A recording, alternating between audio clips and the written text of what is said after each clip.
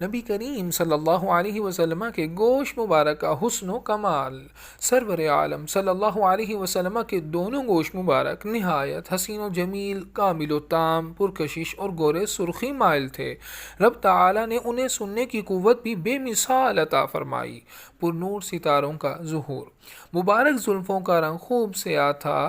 جب گوشت مبارک اپنے گورے رنگ کے ساتھ حسن کا جلوہ دکھاتے تو ایسا دلکش منظر ہوتا کہ ام المؤمنین سیدتنا عائشہ صدیقہ رضی اللہ تعالی عنہا فرماتی ہیں وَتَخْرُجُ الْأُذُنَانِ بِبَيَاضِهِمَا مِنْ بَيْنِ تِلْكَ الْغَدَائِرِ كَأَنَّهَا تَوَقُّتُ الْكَوَاكِبِ الدُّرِّيَّةِ مِنْ سَوَادِ شَعْرِهِ، یعنی سیاہ زلفوں سے دو گورے گوشت مبارک ظاہر ہوتے تو ایسے لگتا ہے کہ تاریک رات میں دو روشن ستارے چمک رہے ہیں۔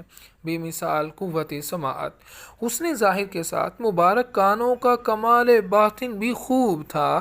سیدنا ابو ذر جندب غفاری رضی اللہ تعالی عنہ کی روایت کردہ حدیث میں جان رحمت صلی اللہ علیہ وسلم کا یہ ارشاد دلشاد بھی ہے، انی ارا ما لا ترون واسمع ما لا تسمعون، میں وہ دیکھتا ہوں جو تم نہیں دیکھتے اور میں وہ سنتا ہوں جو تم نہیں سنتے۔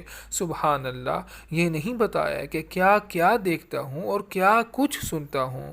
اس میں حکمت یہ بھی ہے کہ آپ جو کچھ دیکھتے اور سنتے ہیں وہ شمار کی حد سے باہر ہے، چنانچہ مختصر اور جامع الفاظ ارشاد فرمائے کہ وہ سنتا ہوں جو تم نہیں سن سکتے۔ کلام رضا ہے، دور و نزدیک کے سننے والے وہ کان لالے کرامت پہ لاکھوں سلام۔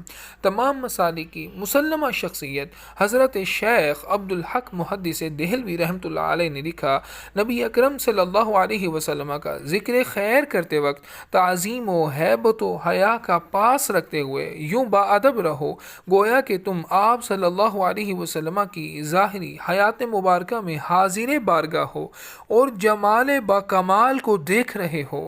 یقین رکھو کہ آپ صلی اللہ علیہ وسلم تمہیں دیکھ رہے ہیں اور تمہارا کلام سن رہے ہیں، کیونکہ وہ صفات الہیہ کا مظہر ہیں، اور رب تعالیٰ کی صفات میں سے ایک یہ بھی ہے کہ جو اس کا ذکر کرے اسے رحمت کی خصوصی توجہ نصیب ہوتی ہے۔